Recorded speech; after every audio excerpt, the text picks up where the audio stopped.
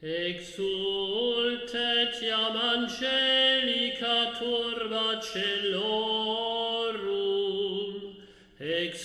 En aquel tiempo se apareció Jesús a los 11 y les dijo: Id al mundo entero y proclamad el Evangelio a toda la creación. El que crea y se bautice se salvará. El que se resista a creer será condenado. A los que crean les acompañarán estos signos: echarán demonios en mi nombre, hablarán lenguas nuevas, cogerán serpientes en sus manos y si beben un veneno mortal no les hará daño. Impondrán las manos a los enfermos y quedarán sanos. Después de hablarles, el Señor Jesús subió al cielo y se sentó a la derecha de Dios. Ellos se fueron a pregonar el Evangelio por todas partes y el Señor cooperaba confirmando la palabra con las señales que los acompañaban. Palabra del Señor.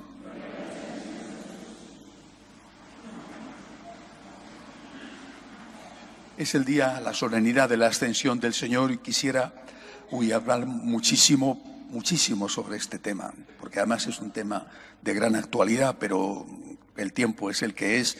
A la 1:30 hay otra misa y siempre tenemos que hacerlo todo muy concentrado. Así que vamos a intentar tres cuestiones nada más. Primero, ¿por qué hay que evangelizar? Es el día en el que Jesús, como habéis escuchado el Evangelio, manda a los apóstoles a predicar, a evangelizar y a ir hasta los confines de la tierra. En aquella época el finis terrae era precisamente España, Galicia, y aquí vino el apóstol Santiago, gracias a él y también a San Pablo, que estuvo en España, probablemente en Tarragona.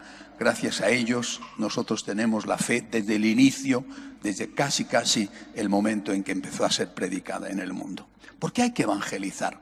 Lo dice Jesús: el que crea y se bautice se salvará. Esto es un tema importante. El que crea y se bautice se salvará. Por lo tanto, la evangelización está ligada a la salvación. La salvación hay que entenderla en todo su sentido.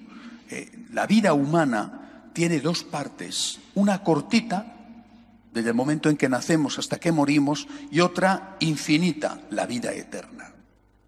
Si nosotros pensamos que la vida humana es solamente este tramo, bueno, pero es que la vida humana empieza y no acaba. Y esto es así para justos y pecadores. No acaba nunca. Vida eterna. Por lo tanto, la salvación está ligada a la evangelización, porque el que crea y se bautice se salvará. Pero se salvará aquí también. La felicidad. El encuentro con el Señor nos da, y podemos decirlo, porque cada uno de nosotros es testigo, el encuentro con el Señor nos da compañía. Un creyente nunca está solo. Un creyente siempre está con alguien, con Dios. El ateo puede estar rodeado de seres queridos o no. Oye, que de todo hay, ¿verdad? Pero delante de sus problemas y delante de sus alegrías está solo. No tiene más fuerza que la suya. Recuerdo hace muchos años, cuando empezaba a trabajar en ABC, hice una serie de entrevistas a personajes entonces famosos, hoy ya la mayoría fallecidos. Y recuerdo la entrevista que hice a un humorista de entonces. Había dos que hacían pareja, Tip y Cole, lo recordaréis seguramente. Bueno, si yo no recuerdo mal, Tip era el pequeñito y Cole era el alto. Geniales. Y Tip, recuerdo entrevistándole, me dijo: ustedes los creyentes piensan que nosotros los ateos, Tip era ateo, Cole era católico, de aquella manera pero católico, que ustedes los creyentes piensan que nosotros los ateos echamos mucho en falta a Dios cuando nos van mal las cosas.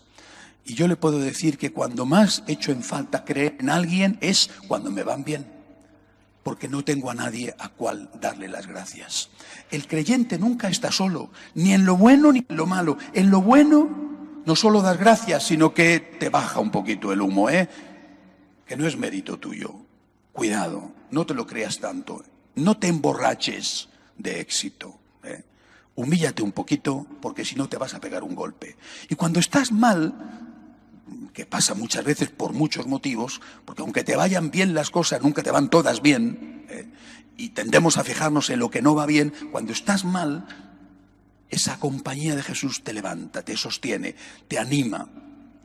Sin Cristo Y somos testigos de esto, ¿verdad? Nuestra vida sería diferente y sería desde luego muchísimo peor. Eso lo que significa la compañía. Y luego viene la esperanza. Hay vida eterna. Hay vida eterna. Para mí, para los míos, no voy a morir. Y los míos no han muerto. Es un hasta luego. Nunca es un adiós. Es un hasta luego. Lo dice San Pablo en la primera carta a los tesalonicenses. No queremos que ignoréis la suerte de los difuntos, para que no os aflijáis como los hombres sin esperanza. No dice para que no os aflijáis. ¿Cómo no vamos a afligirnos ante la muerte de un ser querido o ante la proximidad de nuestra muerte? Para que no os aflijáis como los hombres sin esperanza. Por lo tanto, la fe en Cristo Salvador y Redentor, la fe nos salva aquí y allí. Aquí no estamos solos, tenemos esperanza, tenemos luz, tenemos una moral, tenemos compañía, tenemos la certeza de que hay un Dios que nos perdona. Y luego allí la vida eterna, que no es poco. ¿Quieres darle a alguien el mejor regalo que puedas darle? Ayúdale a encontrarse con Cristo. Naturalmente, tú no puedes forzarle, no puedes obligarle, no puedes... Ayúdale a encontrarse con Cristo. Y esto empezando por los de tu familia.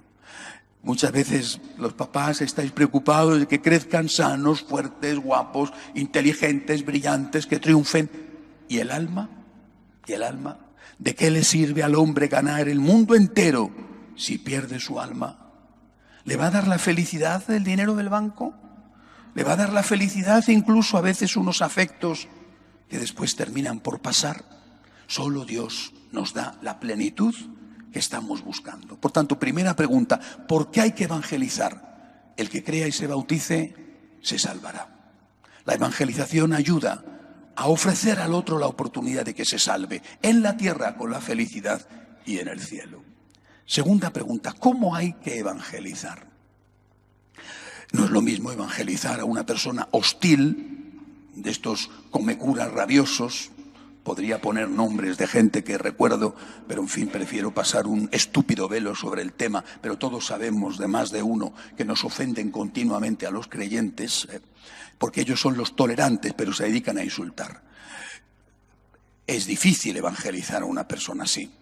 Después te encuentras con un sector de personas que todavía tienen fe, pero están alejadas.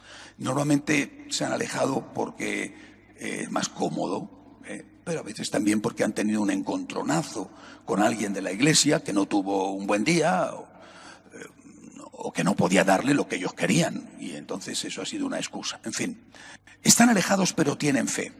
Otro sector están cerca de la iglesia, pero llevan una vida mediocre. Vienen a misa el domingo, pero no pidas más. Bueno, y luego hay otro sector que es estos que somos pecadores, lo sabemos, porque es verdad, somos pecadores, pero estamos luchando con nuestras caídas para intentar ser mejores. La evangelización tiene que ser diferente a uno y a otro. No puedes ir lo mismo a decir lo mismo al que no tiene fe y es agresivo y hostil y es un comecuras y pinta en las fachadas de las iglesias eso de la iglesia que más ilumina es la que arde, que a la persona que viene a misa diaria y es consciente de que necesita ser evangelizada también. Pero hay cuatro cosas que para cualquiera de estos casos podemos y debemos hacer.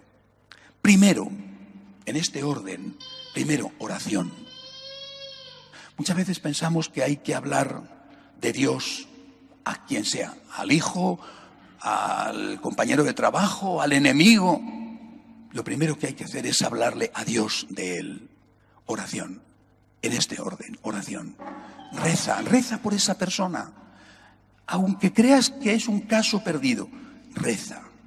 Segundo, sacrificio. Todos tenemos muchas cosas que ofrecer. Y ese ofrecimiento de tu problema, de tu dolor físico, de tu angustia, de tu esfuerzo por ser fiel, eso es lo más útil que puedes hacer. Y eso es lo que la Iglesia nos pide que hagamos cuando venimos a misa. Somos, no lo olvidéis nunca, por el bautismo, somos sacerdotes. Todos, por el bautismo, somos sacerdotes. Los sacerdotes somos además ministros porque hemos recibido el sacramento del orden. Pero todos somos sacerdotes, todos participamos del sacerdocio real de Cristo. Por tanto, todos somos abogados. El sacerdote es un abogado, el sacerdote es un pontífice, un puente que une dos extremos. Aquí todos venimos a decirle a Dios: ayuda a mi hijo, mi mujer, mi marido, mi padre, mi amigo. Y allí somos los abogados de Dios, que venimos o vamos a decirles: mira, Dios te espera, Dios te llama, Dios te ama, Dios te necesita, Dios te perdona. Somos puentes. Por tanto, aquí ofrecemos el sacrificio en el momento del ofertorio de la misa, cuando el sacerdote echa su gota de agua en el vino. En ese momento nosotros le decimos al Señor: Señor, te ofrezco todo lo que he tenido esta semana, todo lo que me espera, el dolor que estoy pasando, la angustia, el miedo, la incertidumbre, la humillación o simplemente el sacrificio de la vida cotidiana. Te lo ofrezco por mi hijo. Te lo ofrezco por mi hijo. Te lo ofrezco, Señor, por esta persona que está enferma. Te lo ofrezco, Señor, por esta persona que está alejada. Oración y sacrificio. Las cosas que no valen porque son sufrimiento son las que más valen. Cristo nos salva sufriendo en la cruz. Y nosotros podemos colaborar con Cristo Redentor ofreciendo nuestra gota de agua al vino, que es lo que va a representar su sangre. Tercer punto, el testimonio. ¿Qué testimonio? El de la vida cotidiana, el de cumplir con tus obligaciones, el de tener un bebé cuando no te apetece tenerlo, el de cuidar a tu papá anciano, a tu mamá anciana cuando ya están perdiendo la cabeza, el de mantener la fidelidad en el matrimonio, el de cumplir bien en tu trabajo y sobre todo el testimonio de no hundirte cuando estás sufriendo. Ese testimonio es siempre el que más impresiona. ¿Por qué no te has desesperado? ¿Por qué perdonas? ¿Por qué estás aguantando esto que todos sabemos lo que cuesta? Señor, lo hago por ti, y a los demás se lo puedes decir: lo hago por Cristo. Si no fuera por Cristo, no podría hacerlo. Cuarto punto, hablar. Rezar, ofrecer, testimoniar, hablar. ¿Pero qué tenemos que decir? Muchas veces me encuentro con personas que me dicen: Padre, yo no tengo argumentos. Surge una conversación, a veces en la familia, en el trabajo, en fin, y yo no tengo argumentos, no tengo formación. Si usted estuviera allí seguramente diría esto o aquello. Pero tú tienes argumentos, porque tu primer argumento tiene que ser hablar de Cristo, de lo que ha sido Cristo en tu vida, apoyado en tu testimonio. Tienes que hablar de Cristo. Eso es lo que se llama en teología el querigma. Es decir, cualquiera de nosotros, por pocos estudios que tenga, tiene la posibilidad de dar el querigma. Dios existe, Dios te ama, Dios ha dado la vida por ti y Dios tiene derecho a que tú le devuelvas amor, por tanto amor como Él te ha dado. Esto es el querigma, lo esencial. Cristo nació, Cristo murió, Cristo resucitó, Cristo nos salva. Diles esto, porque aunque no te lo creas, es lo que están necesitando escuchar: un poco de esperanza y un poco de norte, un poco de luz por donde caminar en la vida. Reza, ofrece, testimonia y habla de Cristo. No hables de la iglesia, no hables de los curas, no hables ni siquiera de la moral a aquellos que están alejados. Habla de Cristo, habla del amor infinito de Dios, habla de Cristo crucificado y resucitado. Después, si ya son más próximos, entonces sí, hay que decirles: mira, tenemos que amar al amor. Y amar al amor significa cumplir los mandamientos, todos los mandamientos, o levantarte si caes en la lucha por ser santos y por cumplir esos mandamientos. Última cuestión. La primera es por qué hay que evangelizar. La segunda, cómo hay que evangelizar.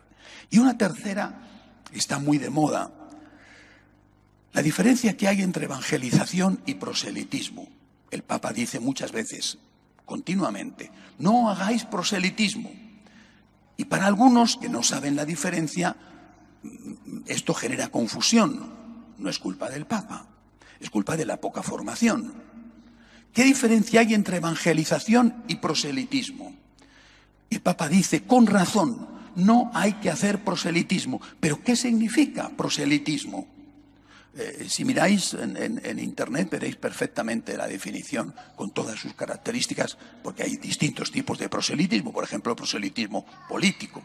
Pero el proselitismo religioso es la violencia. O te haces católico o te fusilo. Oye, que hay otras religiones que lo hacen, ¿eh?